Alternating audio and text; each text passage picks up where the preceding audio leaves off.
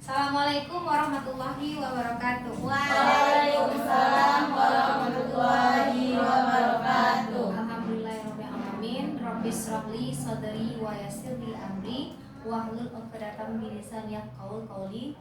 Allahumma shalli ala sayyidina Muhammad wa ala ali sayyidina Muhammad. Assalamualaikum ya Rasulullah. Pertama sekali saya mau mengucapkan kepada Ustazah yang sudah berkenan dan menyempatkan hadir pada kesempatan kali ini, yaitu diseminasi pemahaman dan penerapan pengalaman modul 1.4 tentang budaya positif.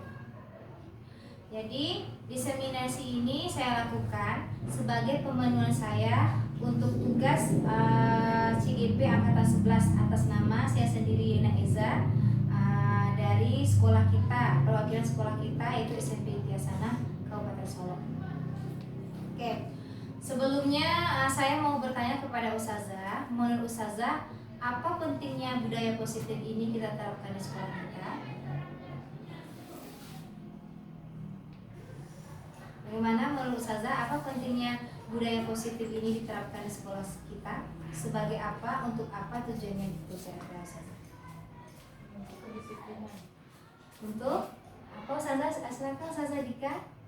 Untuk membentuk kedisiplinan pada peserta didik. Iya, betul sekali Ustazah Dika. Untuk membentuk kedisiplinan terhadap peserta didik, di mana peserta didik itu kita beri pemahaman ya melalui disiplin, apa pentingnya itu disiplin, dengan tujuan agar siswa kita itu lebih terkontrol, apakah itu cara belajarnya, apakah itu cara bersikapnya, dengan harapan nanti dia akan menjadi pribadi yang bertanggung jawab dan menjadi generasi yang sukses di masa depan. Kira-kira itu seperti itu. Oke, sebelum kita akan membahas lebih dalam mengenai modul 1.4 budaya positif ini, adapun konsep inti dari budaya positif ini adalah yang pertama, perubahan paradigma belajar, yang kedua, disiplin positif, yang ketiga, nilai-nilai kebajikan, yang keempat, kebutuhan dasar manusia, yang kelima, motivasi perilaku manusia, 6, posisi kontrol guru, 7, keyakinan kelas, dan 8, segitiga restitusi. Kita akan membahas satu persatu dalam diseminasi ini, saudara. Yang pertama itu tentang perubahan paradigma belajar. Oke, saya mau bertanya kepada Ustazah. Menurut Ustazah, apa perbedaan pembelajaran zaman kita sekolah dulu dengan zaman sekarang? Ustazah, ada yang mau berpendapat apa perbedaan cara belajar dulu, Ustazah? Cara belajar zaman kita dulu dengan zaman anak-anak kita sekarang ini, menurut Ustazah apa kira-kira perbedaannya? Silakan Ustazah Anugrah. Pada pembelajaran kita pada dahulu saja, pembelajaran tersebut lebih terfokus kepada guru yang mengajarkan dengan metode ceramah. Tetapi cara pembelajaran pada saat sekarang ini, siswa lebih dituntut untuk lebih aktif dalam kelas. Oke, tepat sekali. Terima kasih kepada Ustazah Anugrah sudah memberikan pendapat mengenai konsep pembelajaran dahulu dengan zaman sekarang. Betul sekali ya. Dulu itu kita mungkin bisa sama-sama rasakan Ustazah. Jadi guru itu memang lebih banyak perannya dalam kelas, mulai dari masuk kelas, tahap pembukaan, nanti masuk kegiatan inti pembelajaran kita sampai penutup. Guru itu menyampaikan nanti materinya dengan lebih banyak menggunakan metode ceramah. Jadi siswanya hanya menunggu informasi dan penjelasan dari guru saja, istilahnya seperti istilah orang tua ya saya. Siswa itu mencawan saja, menerima saja tanpa diminta untuk mengembangkan kreativitas yang mungkin siswa-siswa kita itu punya dalam diri mereka masing-masing seperti itu. Sedangkan pada saat sekarang ini pendidikan itu mengalami transformasi Ustazah, di mana sesuai dengan filosofi Ki Hajar Dewantara bahwasanya pendidikan itu harusnya berpihak kepada murid. Kita sejatinya sebagai seorang guru itu harus berusaha memenuhi kebutuhan apa saja yang dibutuhkan oleh murid kita tersebut. Kita mempelajari mungkin dari segi mempelajari awalnya karakteristiknya dia, atau mungkin mempelajari kemampuan tingkat pemahaman dia terhadap suatu materi, atau mungkin gaya belajar dia seperti apa. Jadi transformasi pendidikan sekarang itu siswa itu diharapkan lebih berperan dalam kelas, sehingga muncullah istilahnya student center ya Ustazah ya, dalam kelas, dalam menghandle kelas itu. Jadi siswa diberikan kesempatan untuk bisa mengembangkan apa yang dia miliki sesuai dengan filosofi Ki Hajar Dewantara itu, bahwa pendidikan itu sejatinya itu menuntun, bukan menuntut. Jadi seorang guru itu cukup menuntun apa yang ada pada diri siswa, karena setiap siswa itu terlahir dari kodrat yang Allah tentukan. Ada yang cenderungnya di seni, ada yang cenderungnya di logik atau bahasa. Jadi seperti itu ya Ustazah ya. Jadi anak-anak kita itu dituntun sesuai dengan kodrat yang sudah Allah takdirkan kepada mereka, bukan menuntut. Jadi mungkin itu yang perlu kita tanamkan ya dalam pemikiran kita sekarang, mungkin Ustazah, mengenai paradigma pembelajaran, paradigma baru tentang pendidikan, bahwasannya guru itu lebih menuntun siswa, menjadi fasilitator, tidak menuntut. Kira-kira seperti itu saja. Seperti yang saya lihat dalam slide, pembelajaran dengan paradigma baru berdasarkan prinsip pembelajaran berdiferensial, di mana peserta didik belajar sesuai dengan kebutuhan mereka untuk mewujudkan profil belajar Pancasila. Jadi dengan kegiatan pendidikan yang menuntut sesuai dengan filosofi Ki Hajar Dewantara tadi, mengharapkan nanti terciptanya profil pelajar Pancasila sesuai dengan pencanangan kurikulum Merdeka serasa sekarang ini saja. Seperti kita ketahui, profil pelajar Pancasila itu ada 6 saja: beriman, bertakwa kepada Tuhan Yang Maha Esa dan berakhlak mulia, kemudian berkebinekaan global, bergotong royong, kreatif, bernalar kritis dan mandiri. Itulah yang diharapkan nanti dari pendidikan yang guru-guru lakukan di sekolah itu saja, menciptakan siswa yang lebih mandiri sesuai dengan profil kualitas siswa. Oke. Oke, ada beberapa miskonsepsi tentang teori kontrol. Ini menurut seorang ahli Ustazah dari Dr. William Glasser, bahwa ada suatu ilusi yang kita sebagai guru, sebagai kita orang dewasa itu menganggap siswa kita seperti ini.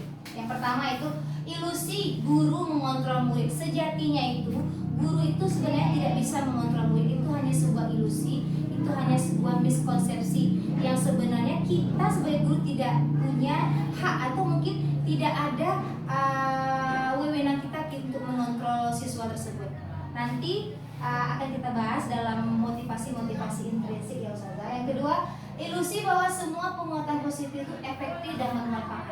Jadi setiap kita melakukan penguatan positif, memberikan nasihat, mungkin tidak semua itu akan efektif dan bermanfaat bagi diri siswa kita jika dia sejatinya belum memiliki motivasi dari dalam diri dia. Kemudian ilusi bahwa kritik dan membuat orang merasa bersalah dapat menguatkan karakter. Mungkin kita sering seperti itu Ustazah, bahwa jika siswa kita melakukan kesalahan, kita sering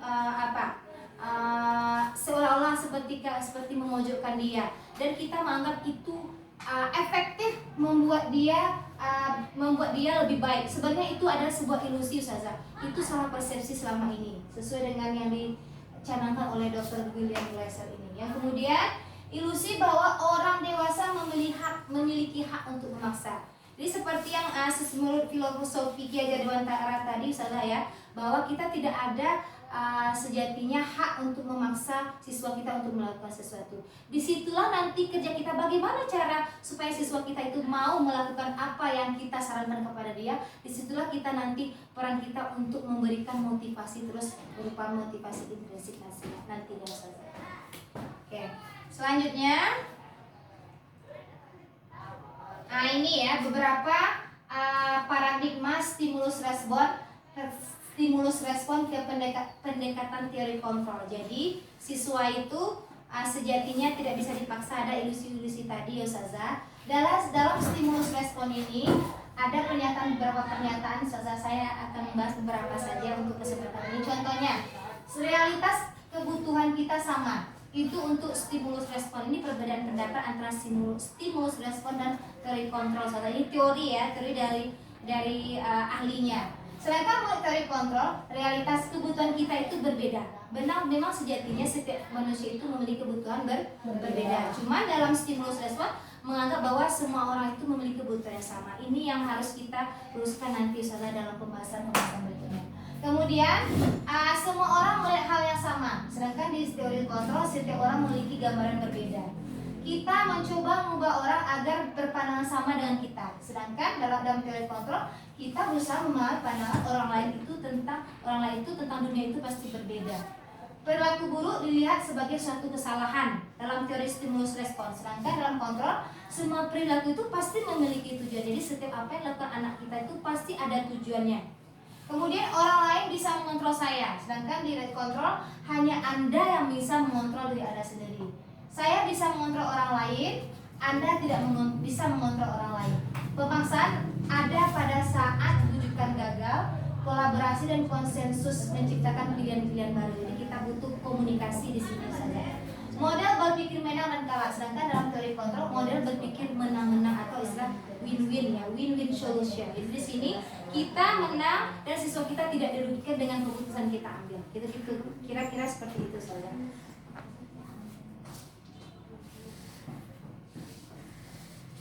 Oke, selanjutnya di sini kita bahas dulu saja tadi judul dari diseminasi kita ini budaya positif. Kita berawal dari disiplin positifnya dulu saja. Seperti Ustazah lihat di depan, yang ada dalam kepala Ustazah itu awalnya sebelum Ustazah memahami disiplin positif ini dulu, disiplin itu identik dengan apa kira-kira Ustazah? Yang pemahaman Ustazah yang sebelumnya? Tepat waktu ya, bisa itu ketepatan waktu. Kira-kira apa lagi disiplin itu identik dengan apa kira-kira gitu saudara? Tepat waktu ya, betul. Terima kasih Ustazah Diva sudah memberikan pendapatnya, betul sekali. Memang ya, disiplin itu beridentik dengan aturan-aturan. Betul kan Ustazah? Kita pasti kalau sudah mendengar kata disiplin itu ini pasti peraturan. Memang sejatinya itu sudah menjadi sesuatu memang sudah terproses dalam diri kita. Tapi di sini kita akan meluruskan disiplin sejatinya itu seperti apa. Sesuai dengan penjelasan dalam slide ini, disiplin positif ini yang positifnya salah ya, berasal dari kata disiplina yang artinya belajar. Disiplin mengacu pada disiplin diri yang memiliki tanggung jawab terhadap apa yang dilakukannya berdasarkan nilai-nilai yang diyakini. Jadi disiplin itu sebenarnya artinya ada belajar untuk bertanggung jawab terhadap diri kita sendiri. Nanti kita mau meyakini bahwa kita akan melakukan apa, nanti akan melakukan apa, di situ nanti dibutuhkan keyakinan diri kita. Kemudian disiplin sebenarnya merupakan suatu cara, salah satu penerapan disiplin yang bertujuan untuk menumbuhkan kesadaran serta memberdayakan peserta didik tanpa imbalan penghargaan atau reward, ancaman dan hukuman. Jadi itu tadi identik ada situ kata-kata bertanggung jawab terhadap diri sendiri. Jadi di sini disiplin positif itu sejatinya menumbuhkan kesadaran terhadap peserta didik kita, Ustazah. Dia tidak mengharapkan imbalan, dia tidak takut karena dihukum, karena misalnya melakukan sesuatu karena takut dihukum, atau mungkin karena diancam, bukan karena itu sebenarnya disiplin itu. Jadi disiplin itu sebenarnya adalah kesadaran diri dari siswa kita untuk bisa bertanggung jawab terhadap dirinya sendiri dengan nilai-nilai apa yang dia yakini. Nilai apa itu? Nanti kita akan bahas apa yang dia yakini, karena dia akan mengarahkan dia menjadi apa nanti di masa depan. Tentu dia punya sesuatu yang dia yakini untuk mencapai tujuan dia. Sebagai pendidik, tujuan kita adalah menciptakan peserta didik yang memiliki disiplin diri, sehingga mereka berperilaku mengacu pada nilai-nilai kebajikan universal dan memiliki motivasi intrinsik dalam perubahan perilaku ke arah yang lebih baik. Dan di sini kita akan membahas motivasi intrinsik dari dalam, tanpa mengharapkan imbalan, reward, ancaman pun atau hukuman yang dia rasakan, yang siswa kita rasakan pada saat melakukan hal itu. Kayak itu kira-kira. Berikutnya, ini nilai-nilai kebajikan di sini tadi Ustazah ya. Siswa bertanggung jawab terhadap dirinya dan dengan nilai-nilai kebajikan yang dia yakini. Jadi contohnya di sini saya akan memaparkan nilai kebajikan itu adalah nilai yang disepakati bersama lepas dari suku bangsa, agama, bahasa maupun latar belakangnya. Karena sejatinya setiap manusia itu dilahirkan pasti memiliki hati nurani yang bersih ya Ustazah, mengarah condong ke arah kebaikan. Jadi nilai-nilai kebaikan, misalnya kita tahu dan salah contohnya sederhana dalam kehidupan sehari-hari kita Ustazah. Kita tahu bahwa misalnya mencuri itu tidak boleh. Kita sadar itu dan orang-orang di sekeliling kita tahu itu dilarang, tahu itu melanggar, dan masyarakat di sekeliling kita juga melanggar. Tidak terlepas apakah sukunya nanti dia beragama apa, yang penting dia meyakini bahwa mencuri itu salah. Seperti itu contoh sederhananya, soal itu yang dimaksud dengan nilai-nilai kebajikan, dan semua orang menyadari itu adalah sebuah kesepakatan bersama bahwa itu salah, bahwa itu benar. Itu maksudnya nilai kebajikan. Contoh-contoh nilai kebajikan institusi atau organisasi di sini sebenarnya banyak contoh-contohnya saudara. Saya hanya mengambil 3 sampel saja. Contoh yang tadi yang sudah saya jelaskan di awal, nilai-nilai kebajikan yang diyakini dari Profil Pelajar Pancasila ada beriman, bertakwa kepada Tuhan Yang Maha Esa dan berakhlak mulia, mandiri, bernalar kritis, berkebinekaan global, bergotong royong dan kreatif. Ada lagi nilai-nilai kebajikan yang disepakati menurut IDO Primary Years Program PYP, ya. Ada salah satunya toleransi, rasa hormat, integritas, mandiri, menghargai, antusias, empati, keingintahuan, kreativitas, kerjasama, percaya diri dan komitmen. Dan ada satu lagi yang saya kutip dari materi yang sedang kami bahas sekarang ini dalam CGP Ustazah, keterampilan hidup. Jadi dapat dipercaya, lurus hati, pendengaran aktif, tidak merendahkan orang lain, memberikan yang terbaik dari diri. Jadi ini contoh nilai-nilai kebajikan. Jadi setiap kita itu memiliki nilai-nilai kebajikan yang berbeda dalam diri kita masing-masing, Saudara ya. Jadi itulah yang kita yakini, yang akan memotivasi kita, yang akan membuat diri kita sadar bahwa kita harus disiplin supaya kita bisa hidup lebih terarah. Begitu juga untuk skop siswa kita gitu saja. Seperti itu. Selanjutnya, karena nanti setiap orang, tadi ini mengulas sedikit ya Ustazah, setiap orang melakukan sesuatu itu pasti memiliki tujuan. Sebelum kita tahu tujuan setiap orang itu melakukan apa, kita bahas dulu sedikit tentang kebutuhan manusia. Mungkin Ustazah ini sudah paham mengenai kebutuhan dasar manusia. Kita bahas untuk mengingatkan lagi Ustazah. Kebutuhan dasar manusia adalah segala sesuatu yang kita lakukan untuk mendapatkan apa yang kita inginkan. Jadi kebutuhan itu apa yang merasa kita inginkan ya saudara ya, berasal dari dalam diri kita. Seluruh tindakan yang kita lakukan memiliki tujuan tertentu, dan semua usaha terbaik yang kita lakukan adalah dalam rangka agar kebutuhan dasar kita terpenuh dengan baik. Jadi kenapa kita melakukan ini? Pasti kita ada tujuan. Pasti ada nanti tujuannya itu untuk memenuhi kebutuhan kita yang ini. Karena kebutuhan manusia itu bermacam-macam Ustazah. Nanti saya akan paparkan setelah ini. Kebutuhan dasar manusia.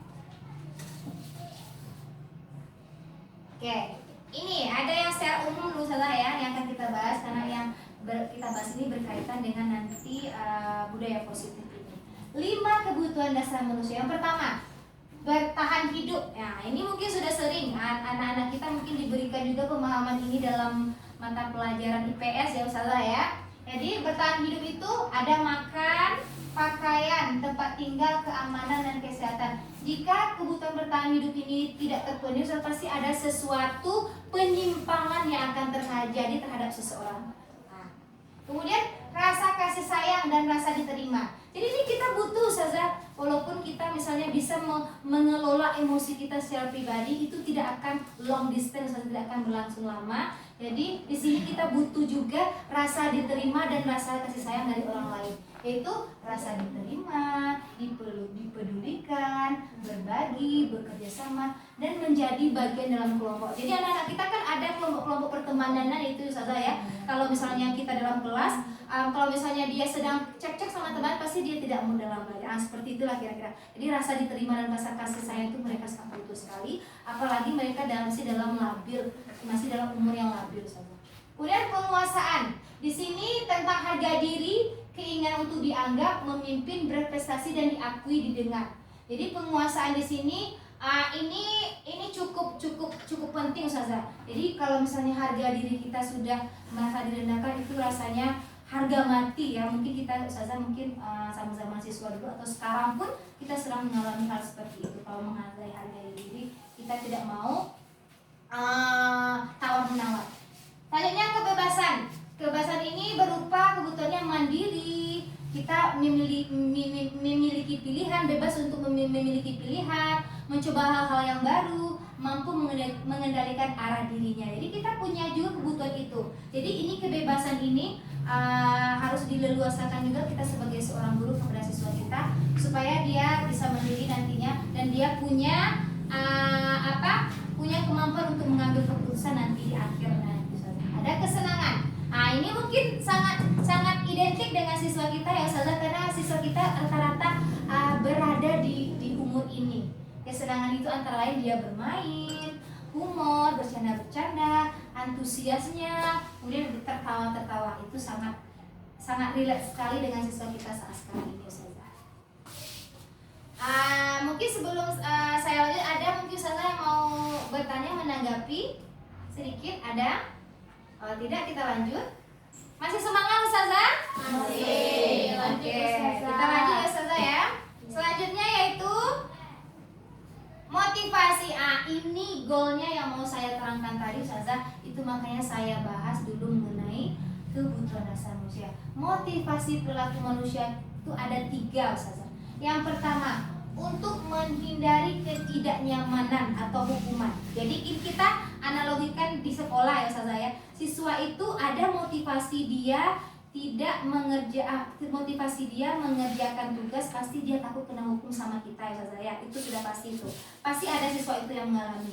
Tapi tidak semua juga, karena siswa-siswa di sini SMP Ikhtiasana ini kan siswa-siswa kita pada umumnya bagus-bagus Ustazah ya kan? Oke, kemudian motivasi untuk menghindari ketidaknyamanan atau hukuman yang tadi. Kemudian untuk mendapatkan imbalan dan penghargaan dari orang yang ini juga dialami oleh siswa kita. Kalau tidak kita iming-imingkan nanti misalnya Ananda, silakan Anda kerjakan ini dan kumpulkan ya. Jika Ananda tidak mengumpulkan tepat waktu, nanti Ananda misalnya jika Anda mengumpulkan tepat waktu, Ustazah akan kasih reward, Ustazah akan kasih permen, atau mungkin Ustazah akan kasih Anda sesuatu surprise. Itu berarti siswa itu sebetulnya dia tidak nyata, tidak adil dia mengerjakan sesuatu dari dalam diri dia. Dia hanya mengharapkan suatu imbalan. Yang ketiga, untuk menjadi orang yang diinginkan dan menghargai diri sendiri dengan nilai-nilai yang mereka percayai. Di inilah Ustazah yang ketiga ini yang seharusnya ada dalam diri siswa kita. Ini adalah motivasi internal ya. Motivasi internal. Dia sadar dirinya belajar. Dia sadar dirinya untuk apa menuntut ilmu. Dia sadar dirinya untuk apa dia bersekolah. Itu sangat bagus itu Ustazah. Sehingga nanti dari motivasi internal lah ini, nanti jika siswa kita memiliki ini, akan menghasilkan siswa-siswa yang mandiri, bertanggung jawab terhadap masa depan dia. Dan juga nanti untuk skop yang lebih besar itu ya Ustazah, untuk negara kita Indonesia tentunya. Sedangkan untuk motivasi yang pertama dan kedua ini termasuk motivasi eksternal. Dia hanya mengharapkan imbalan atau reward, atau mungkin dia takut diancam atau dihukum. Itu saja. Jadi dengan harapan nanti anak kita, siswa kita memiliki motivasi internal yang nomor 3 ini kira-kira misalnya. Dia sadar akan apa yang dia inginkan dan dia akan menjadi apa di masa yang akan datang dengan nilai-nilai yang dia percayai. Oke, sekarang ini penting untuk kita pahami ya Ustazah, mengenai situasi setiap hari kita berhubungan dengan siswa kita, mengenai hukuman, konsekuensi dan restitusi, dan mana mungkin yang sudah kita lakukan Ustazah, dan mana idealnya yang mungkin harus kita terapkan sebagai seorang guru. Yang pertama, hukuman itu ini karakteristiknya ya Ustazah ya. Hukuman itu sesuatu yang kita kasih kepada siswa kita jika dia melanggar dari apa yang aturan yang sudah ditentukan. Jadi hukuman itu ciri-cirinya Ustazah tidak terencana dan tiba-tiba. Ya kan, Ustazah? Mungkin kita sering mengalami, Ustazah, misalnya ada si A terlambat, nanti padahal kita tidak ada mikir, nanti saya akan kasih ini, ya Ustazah ya. Kemudian kedua, murid tidak tahu apa yang terjadi dan atau tidak dilibatkan.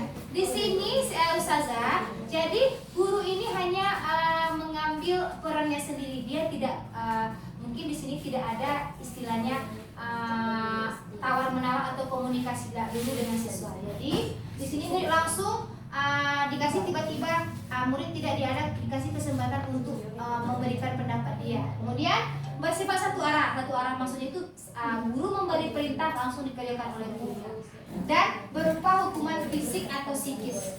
Jadi hukuman fisik itu mungkin saja bisa kita bisa lihat sehari-hari, mungkin ada yang macam-macam itu saja ya, ada yang mungkin hormat bendera 1 jam, atau psikisnya kita mengatakan sesuatu secara verbal saja, itu merupakan hukuman psikisnya. Ada saja yang mau menanggapi mungkin? Iya saja. Oh izin silakan saja. Oke, yang kedua konsekuensi. Konsekuensi ini saja, ini sesuatu akan terlaksana jika kita sudah komunikasi dulu dengan pihak yang kita hadapi, misalnya siswa, atau mungkin kita di rumah dengan anak-anak kita, mungkin saja bagi saja sudah punya baby ya. Jadi di sini ada apa dulu? Komunikasi berupa kesepakatan. Jadi dia konsekuensi ini sesuatu yang kita lakukan jika kita melanggar, ada hal yang harus kita lakukan setelah itu. Jadi sifatnya lebih terencana karena sudah disepakati. Kemudian sesuai dengan peraturan yang sudah dibuat ya saudara ya. Murid tetap dibuat tidak nyaman sebenarnya dari konsekuensi ini, karena dia masih merasa ada hal-hal yang akan mengancam dia jika dia tidak melakukan hal itu, contohnya saja. Kemudian sikap guru selalu memonitor murid, kita akan mengawasi itu. Kalau anak-anak tidak mengerjakan ini, berarti anak-anak saya kalau anda tidak membuat PR, silakan dicatat 1 halaman yang itu berupa konsekuensi. Memang kita sudah komunikasikan mungkin saja di awal pembelajaran, tapi ini juga agak bersifat menakut-nakuti siswa juga seperti ini. Kemudian restitusi. Restitusi. Di sini restitusi inilah sebenarnya yang sangat diharapkan seorang guru itu lakukan jika dia menghadapi suatu permasalahan dengan siswa.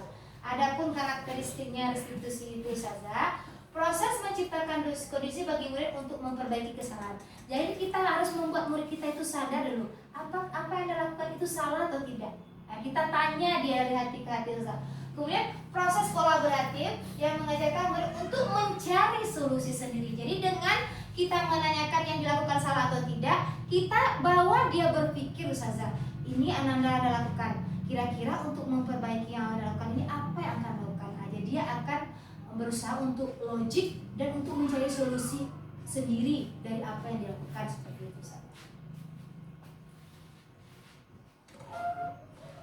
Ini posisi kontrol kita Ustazah. Jadi guru itu sejatinya dalam teorinya ya Ustazah ya, ada 5 posisi kontrol. Dan nanti kita akan bahas, saya akan jelaskan Ustazah. Setelah itu saya akan mengembalikan ke Ustazah sejauh mana kita sudah menjalankan posisi kita sebagai guru. Yang pertama, ada posisi kontrol seorang guru itu sebagai penghukum, ada pembuat merasa bersalah, ada sebagai teman, ada sebagai pemantau, dan ada sebagai manajer. Setelah ini saya akan jelaskan satu persatu ya Ustazah, melalui contoh-contoh ungkapan-ungkapan sehari-hari mungkin yang bisa yang terjadi dalam kehidupan sehari-hari kita bersama siswa kita Ustazah. Yang pertama sebagai penghukum. Ini bentuk pernyataannya ya Ustazah ya. Contoh penerapan 5 posisi kontrol, misalnya kasusnya Ustazah, siswa tidak memakai atribut lengkap saat upacara. Sedangkan dalam salah satu peraturan sekolah kita, pada saat melaksanakan upacara, siswa harus beratribut lengkap. Ketemulah kasus seperti ini. Kita lihat satu persatu, nanti Ustazah dari penjelasan ini Ustazah akan bisa membedakan mana posisi-posisi kontrol dan mana yang ideal bagi seorang guru. Yang pertama penghukum. Jadi langsung kita kasih hukuman, kita bilang seperti ini sama siswa kita Ustazah. Karena dia tidak memakai atribut, hormat bendera selama 1 jam contohnya. Itu kita menerapkan posisi dulu sebagai penghukum. Kemudian pembuat merasa bersalah. Di sini kita mungkin tidak tepat kita menyentuh bukan agak menusuk ke siswa itu mungkin dengan kata-kata. Biasanya contoh pernyataan seperti ini. Berapa kali ustazah harus memberitahu kepada Ananda? Ananda selalu saja mengucapkan ustazah. Jadi siswa itu pasti kalau sudah mendengar pernyataan itu dia merasa seperti ini. Dia akan merasa bersalah nanti ustazah. Dan itu sebenarnya tidak efektif, tidak baik untuk pembentukan karakter dia. Oke, selanjutnya. Sebagai teman ya, sebagai teman. Contohnya pernyataannya seperti ini. Kita sebagai guru kepada siswa. Ayo dong ikuti aturan sekolah. Tolong bantu ustazah ya sekali ini. Ya sudah, tidak apa-apa. Lain kali jangan sampai berbuat seperti ini lagi. Ini sebagai teman ya ustazah ya. Tapi dalam kenyataannya, dalam perkembangan psikologinya, kalau kita terapkan ini sering-sering ke anak kita juga tidak bagus ustazah. Karena itu akan menerobos batas antara guru dan siswa ustazah. Jadi nanti siswa itu agak gimana itu, merasa dekat sama gurunya, dekat dalam artian mungkin kurang menyadari posisi dia sebagai siswa lagi, dan kurang menyadari bahwa kita sebagai guru gitu ustazah. Ini tidak sebagus juga kita terapkan sering-sering ustazah jika kita menerapkan posisi kontrol guru sebagai teman. Kemudian sebagai pemantau. Contoh pernyataannya, kamu sudah melanggar peraturan sekolah, kamu tahu konsekuensinya. Setelah upacara, Ananda silakan beli atribut dan jangan ulangi lagi. Ini cukup efektif juga ustazah untuk pemantau ini. Jadi kita memberikan pemahaman kepada siswa, jika Anda melakukan ini berarti Anda harus melakukan ini. Contohnya tadi ustazah, kalau tidak ada atribut silahkan beli. Itu ustazah kan konsekuensi ini perginya lagi ustazah, ada hukuman, konsekuensi dan restitusi. Ini perginya ke konsekuensi untuk posisi kontrol guru sebagai pemantau. Dan yang terakhir, posisi guru itu sebagai manajer. Idealnya ustazah, dan ini bagus untuk psikologi siswa kita jika kita memposisikan diri kita sebagai manajer. Contoh pernyataannya ustazah, apakah kamu tahu kesalahan kamu? Kita tanya sama anak kita ustazah, Anda melakukan kesalahan apa barusan? Ya, kenapa mungkin kita sebagai guru langsung saja menegur, kita tanya dia dulu saja. Kemudian kira-kira bagaimana kamu memperbaiki kesalahan kamu? Ini tadi saja mencari solusi tadi saja ya, dalam restitusi tadi. Kita tanyakan kepada dia apa kesalahan dia, kemudian kita tanyakan lagi apa kira-kira usaha dia untuk mencari solusi dari kesalahan yang dia lakukan ini. Tapi ustazah, ini tidak muluk-muluk juga ustazah ya. Saya sendiri juga menyadari, mungkin saya juga sebagai guru belum melakukan ini sepenuhnya. Ini tidak bisa kita lakukan secara cepat-cepat gitu. Jadi ini memang berpengaruh sekali ustazah. Jadi mungkin kita memang harus mempersiapkan psikologi kita dulu, dan kita juga harus membangun komunikasi kita dulu bersama siswa kita itu saja. Jadi ini sebenarnya teori saja, tapi harapannya memang seperti inilah posisi kontrol guru itu. Tapi ini kita berangsur-angsur menjadinya.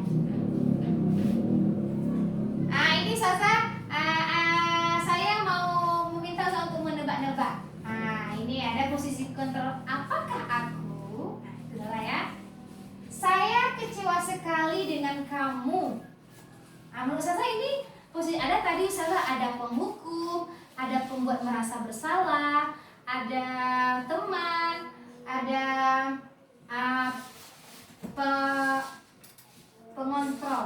pengontrol dan ada pemantau dan ada manajer. Menurut saya ini yang mananya ini? Saya kecewa sekali dengan kamu. Membuat rasa bersalah Ustazah. Nah, jadi kita langsung menyentil siswa itu Ustazah, sehingga memang gitu kan dia termenung itu Ustazah, dengan apa yang kita ungkapkan. Oke Ustazah, kasih umami bagus sekali.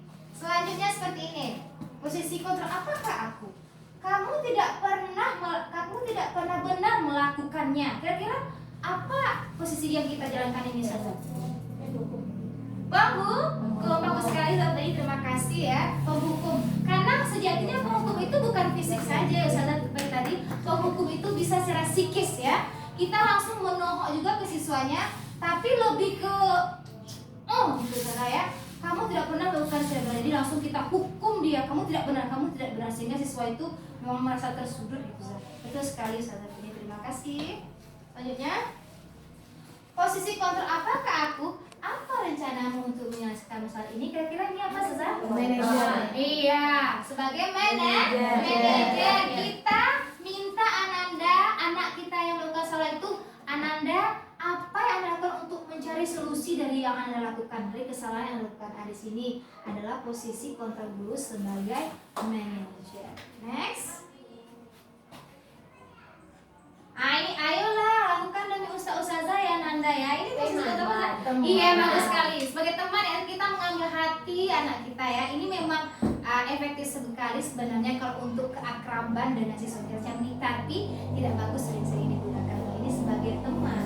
Gitu. Posisi kontrol apakah aku? Kamu tidak akan mendapatkan nilai yang kamu tidak akan mendapatkan nilai jika tidak mengerjakan tugas. Oh, mantap. Jadi kita kasih pernyataan, misalnya kita maksudnya jika anak melakukan kesalahan ada konsekuensinya. Jika dia tidak buat tugas, dia tidak dapat nilai. Ini posisi kontrol dulu sebagai pemantau. Gitu. Jadi terima kasih dari feedback dari ustazah ya. Sejauh ini sepertinya ustazah cukup memahami penjelasan yang saya jelaskan. Masih semangat ustazah? Masih. Oke, yang terakhir ya ustazah ya. Ini keyakinan kelas ya. Keyakinan kelas. Mungkin ini paradigma, tadi kita ada paradigma pendidikan berparadigma baru saja ya.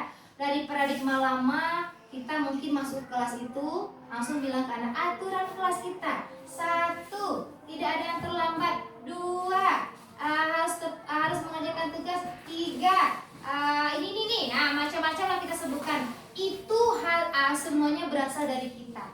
Jadi dalam teori budaya positif ini ustazah, ada sebuah yang harus kita bangun di kelas kita dulu supaya nanti kita sama-sama murid kita itu bisa bekerja sama. Jika terjadi pelanggaran, kita bisa memberikan sesuatu pemahaman bahwa kita sudah sepakat sama dia, kita sudah deal sama siswa kita itu.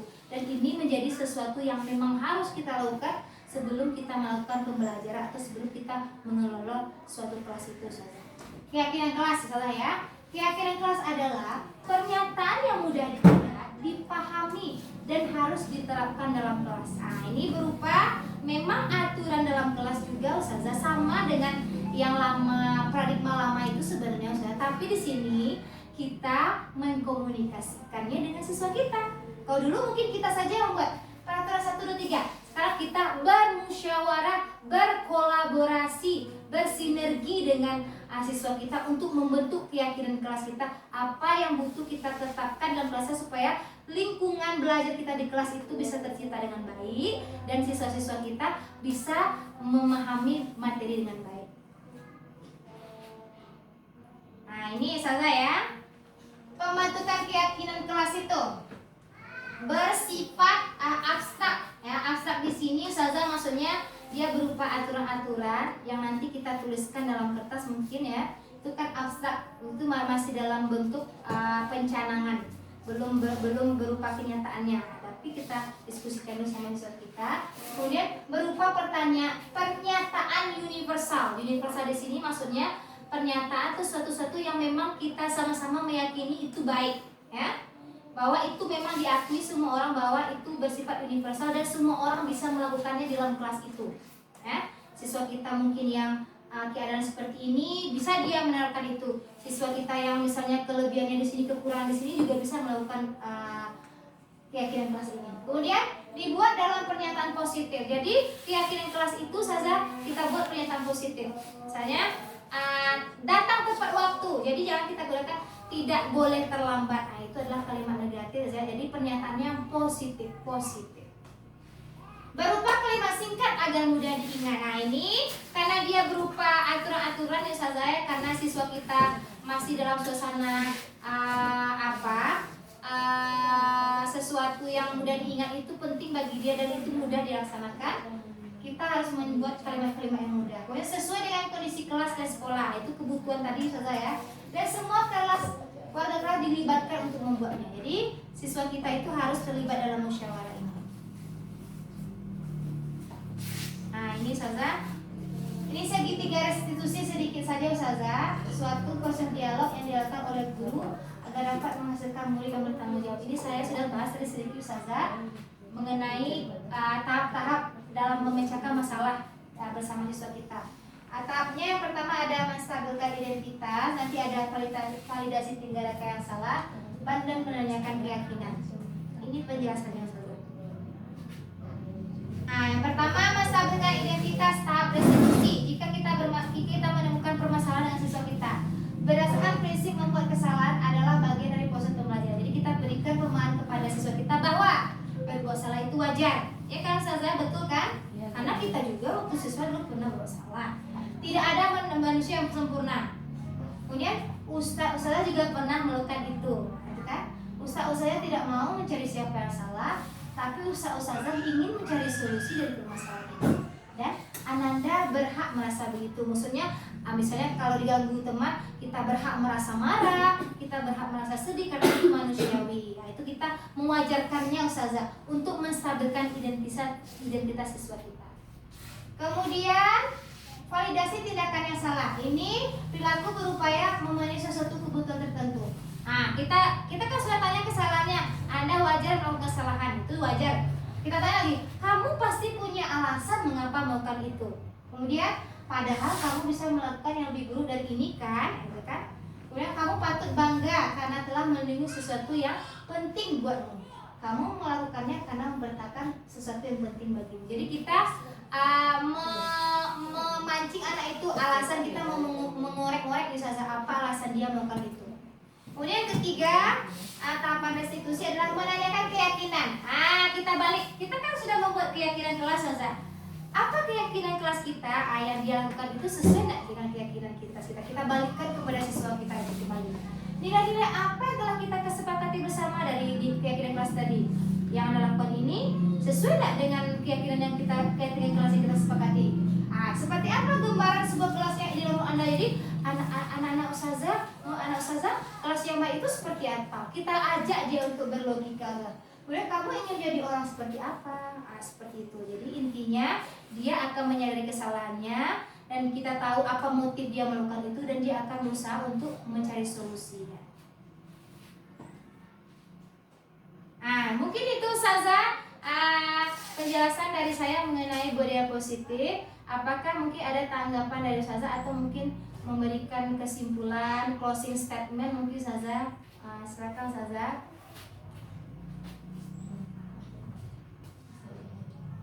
Mengenai jabaran tadi saya udah dari budaya positifnya, disiplinnya, mulai dari tadi teorinya ada nilai-nilai kebajikan, tadi ada motivasi, tadi ada kebutuhan siswa, sampai ke cara kita pemecahan masalahnya, ada restitusinya, ada posisi kontrol kita. Kira-kira Ustazah mau menyampaikan sesuatu mungkin kesimpulannya atau apa gitu mengenai penjabaran budaya positif ini? Silakan Ustazah Nugrah. Jadi kesimpulan yang dapat Anda ambil adalah pada pembelajaran saat ini kita harus menuntun siswa, bukan menuntut, karena siswa tersebut memiliki keberagaman. Contohnya ada siswa yang lebih condong kepada seni. Kita tidak boleh memperlibatkan masalah itu karena dia lebih condong kepada hal itu. Oke, bagus sekali Ustazah Nugrah. Kita harus mensupport mensupport apa yang menjadi kodrat siswa kita, mensupport dan memberikan dia arahan supaya memang nanti apa kelebihan yang dia punya ini menjadi sesuatu yang bisa dia banggakan di masa depan. Ada lagi Ustazah? Silakan Ustazah Dipa. Jadi kesimpulan dapat saya ambil dari materi ini adalah dari cara-cara tadi kita bisa mencetak generasi yang kritis, yang bisa berpikir kritis, mencetak generasi Islami melalui budaya positif. Iya, bagus sekali. Terima kasih Ustazah Dipa. Memang sejatinya itu goal, tujuan dari Brilliant Positif, supaya siswa kita itu bertanggung jawab terhadap diri dia sendiri, dia tahu apa tujuan dia belajar, sehingga nanti pasti generasi kita itu generasi yang cemerlang, sesuai dengan tuntutan zaman juga, sesuai dengan nilai-nilai kebajikan, nilai agama Islam juga, menciptakan generasi yang cemerlang yang Islami. Mungkin ada lagi Ustazah? Masih ada? Oke, mungkin kalau tidak ada, mungkin sekian diseminasi saya kali ini. Saya mohon maaf jika ada kesalahan dalam penyampaian materi, atau mungkin ada Ustazah yang tersentil dalam saya menyampaikan materi. Itu wajar, Ustazah, kita masih dalam tahap belajar. Saya pun masih dalam tahap belajar juga, Ustazah, untuk memperbaiki profesi kita ini, profesional kita sebagai guru. Kita masih sama-sama belajar, Ustazah, dan itu bisa dimaklumi karena sering belajar waktu. Apa yang menjadi kekurangan kita bisa perbaiki semakin hari semakin baik. Mungkin itu saja Ustazah. Terima kasih atas waktunya menghadiri diseminasi saya ini. Mohon maaf atas salah kata. Terima kasih atas perhatiannya. Assalamualaikum warahmatullahi wabarakatuh. Waalaikumsalam.